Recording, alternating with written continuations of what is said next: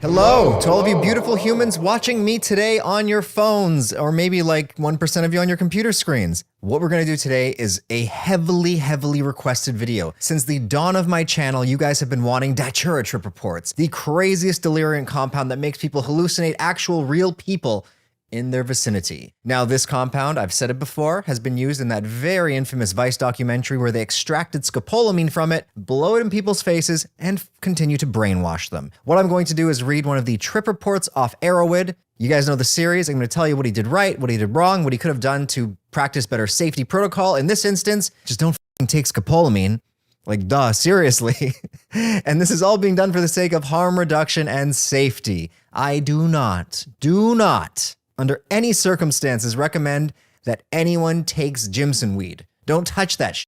It can cause permanent brain damage, memory loss, permanent damage to your fucking brain. Don't touch it. Let's jump right into this story. Quick note, this is actually my first time reading this. Cody chooses these, I read them. So I have no idea what to expect. So I'm gonna be reacting to it live with you guys watching.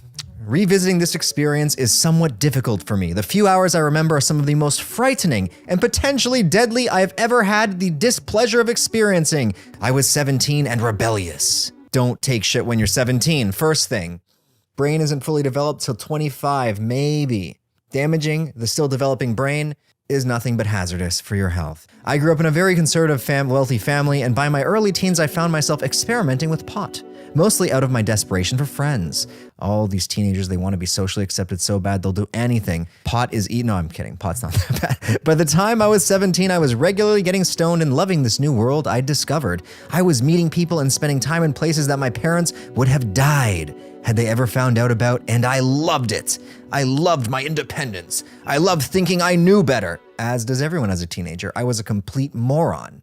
And I thought I knew everything. By the time I was about 17, the same group of friends that introduced me to pot had started talking about this thing called the moonflower. Desperate to prove myself to these older, cooler kids, I told them I'd love to try it, and we went on the search throughout town to hopefully find some growing. Now, this stuff grows naturally everywhere. You can find it in your garden in some places. We found a plant and took a few pods to one of the guys' home. I don't remember how much I took that night, but it wasn't much. Now what you do is you open the pod and you eat a seed or two. I believe 2 seeds of a very potent pod could be enough to kill you. So I'm looking up here the fatal dose of DATURA. So you cut the pods open, you eat the seeds, and the first thing I see says 50 to 100 DATURA seeds would kill you, but then there's another post that says between 15 and 25 seeds can be fatal. The problem is it says as little as 15 grams of DATURA. And if you're not weighing the seeds, I guess some seeds are bigger than others. It could vary so wildly. And you also don't know the potency. Some plants can be significantly more potent than others, in which case the same amount of seeds from one plant that you would survive, you'd die from the next plant. That is why this is so dangerous. Don't ever touch it. I remember going home pretty soon after and coaxing myself into thinking I was starting to trip out. I'd never done anything but smoke weed, so I didn't know how much of this was even supposed to do. The little information they had given me led me to believe it was some kind of hallucinogen. That's literally all I knew about it. It is not a hallucinogen. It is called a deliriant. Primary difference between deliriants and traditional hallucinogens, also called psychedelics, is deliriants make you delirious. I mean, it's in the name, no shit. They will cause you to truly hallucinate, okay? So what people call hallucinogens or psychedelics aren't the real hallucinogenic substances. The real ones are deliriants. All those people taking huge doses of Benadryl, deliriant compound. And what that means in practical terms is, as I said, you will be in like a living nightmare. I would say dream, but it's never a dream. These are nightmare experiences where you will full on hallucinate people, scenarios, places that you're not at. Like you could think you're walking through the jungle as you head straight into traffic and die. It's that serious. You will no longer be seeing reality out of your eye holes. After that failed night, a few months had gone by and I found myself at the local lake with some friends hanging out on the beach. I noticed some gigantic moonflower plants growing nearby, and upon closer inspection, I noticed that there were several huge spiny pods growing all around it. I picked 4 or 5 of the biggest ones and headed home. They looked kind of cool, so I lined them on the top of my TV in my room and kind of forgot about them. A couple days later, my entire family came down with their wives and children. I'm the youngest. We're a pretty close family family, so we spent the day hanging out and just having a good time. Little did I know what was coming that night. It was about 3 in the morning and I was bored with nothing to do. I'd spent all the time I could on the computer and there was nothing on TV, but I soon remembered the spiny pods sitting on the top of my television. I was in a pretty daring mood and I didn't want another false start, so I took 2 of the pods upstairs with me and cut them open in the kitchen. I completely emptied the components of both pods and poured a glass of my favorite juice.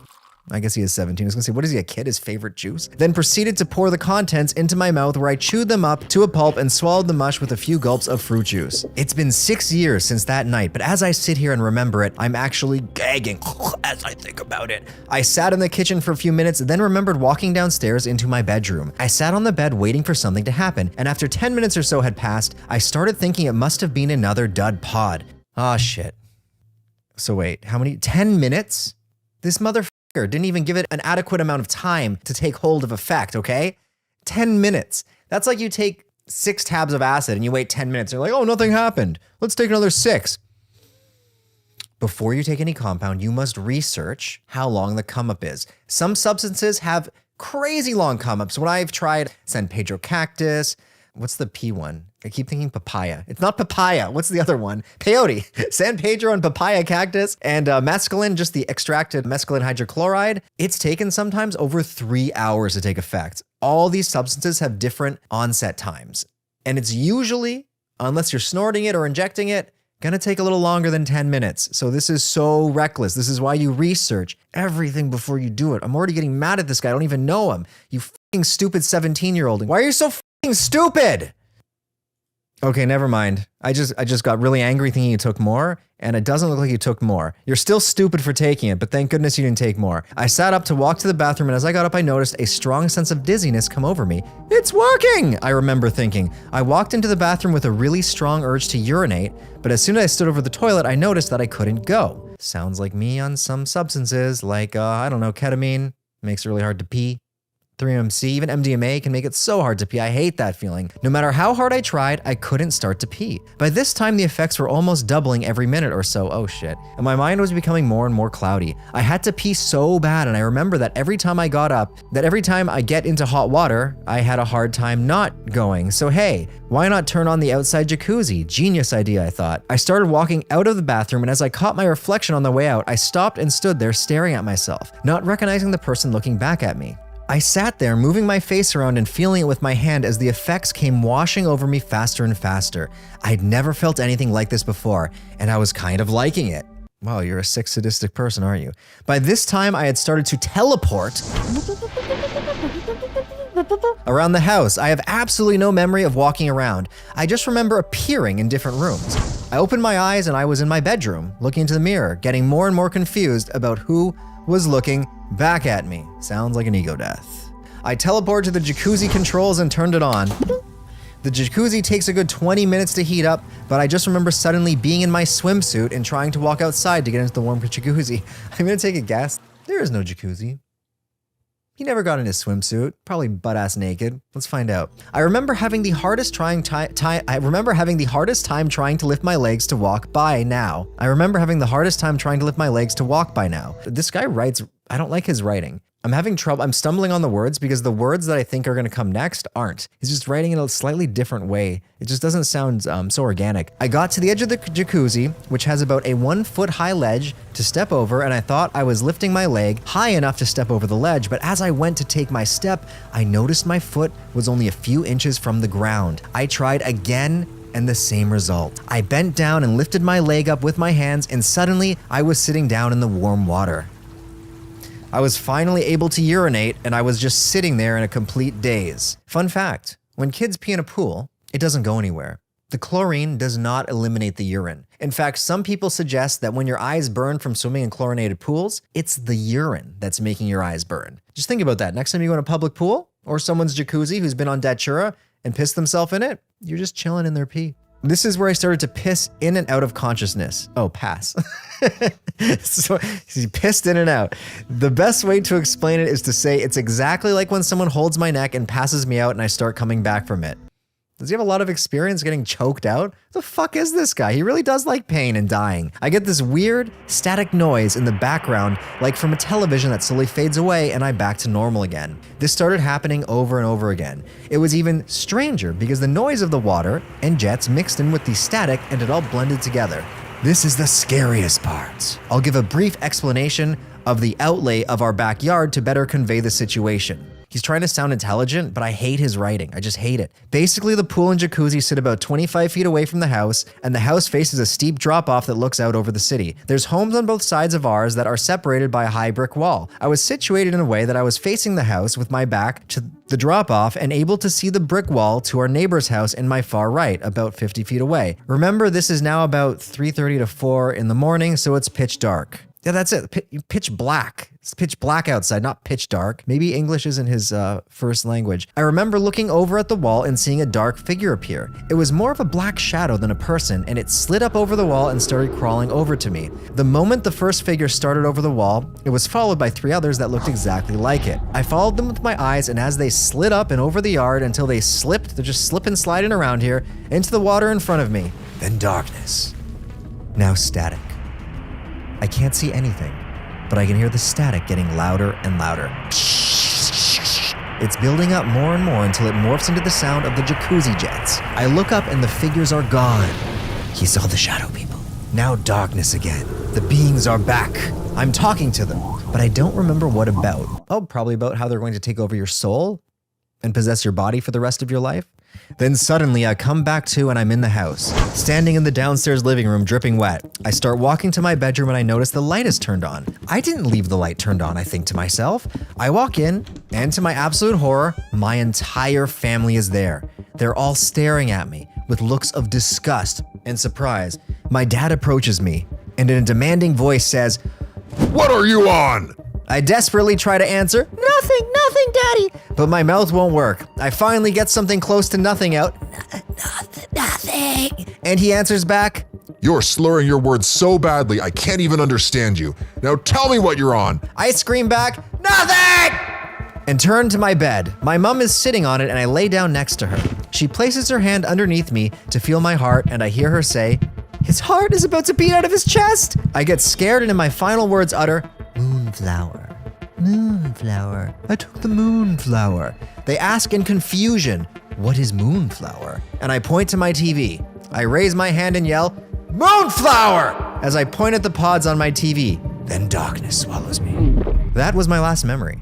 Suddenly I wake up and my mom is holding me. I'm sitting on the couch in the office and I see a figure charging towards me. I start batting at it with my hands and screaming and my mom holds me down and says, "Alex, it's just a hallucination. Settle down." I come back and look at my arm.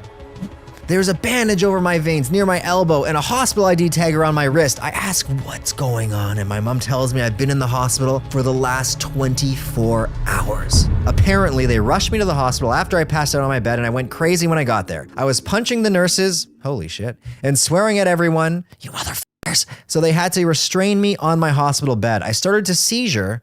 Oh, that's lovely. Always love when that happens. So they gave me this stuff that's supposed to knock you out, but it didn't work until they gave me 10 times more than what's normally required. Tough guy, huh? Really sound like a tough guy with this story. My entire family really was in my room because apparently at some point I walked into the room my sister was sleeping in and mumbled some gibberish, so she went to my parents and woke them up, which woke everyone else up, and they all wanted to see what was going on. To this day, I honestly think I was starting to cross over to the spirit world. And I was looking at actual... No, you weren't looking at actual spirits, you dumb kid. No, you were hallucinating. It's what the damn thing does. I mean, maybe, okay? That's arrogant of me to say. Who knows? Maybe they were looking over me. If I had fallen into the pool, I would have unquestionably drowned. If I had walked over the edge of the yard, I would have fallen to my death. The fact I didn't kill myself that night is a total miracle. Now that I agree with, my friend. That I agree with. Like I said, you could have walked straight into traffic and seen none of the cars. Moonflower, gypsum weed, not gypsum weed, Jimson weed, okay, or whatever, is a terrible weed. Yeah, all right, I will stay away from it like the plague. I literally had no control over my body once it kicked in. I could have murdered my entire family and I would have never remembered it. There isn't enough money in the world to make me try it again. That took place in 2004. He's a male. He was 17 and he got the courage to write it in 2011. All right, now what could he have done safer? He's 17. Don't take this shit when you're 17, period. In fact, when it comes to gypsum weed, don't ever touch it. There are some substances that you should just not take. This, my friends, is one of them. You will be hard pressed to find any good encounters with gypsum. That's what I'm gonna call it now, but it's gypsum weed. I've also never heard of it being called moonflower, to be honest, but that's what this guy called it.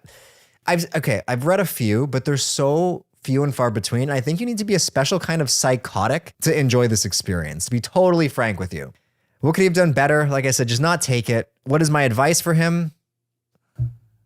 Do we really have to give my advice? Like, really? Is it not obvious?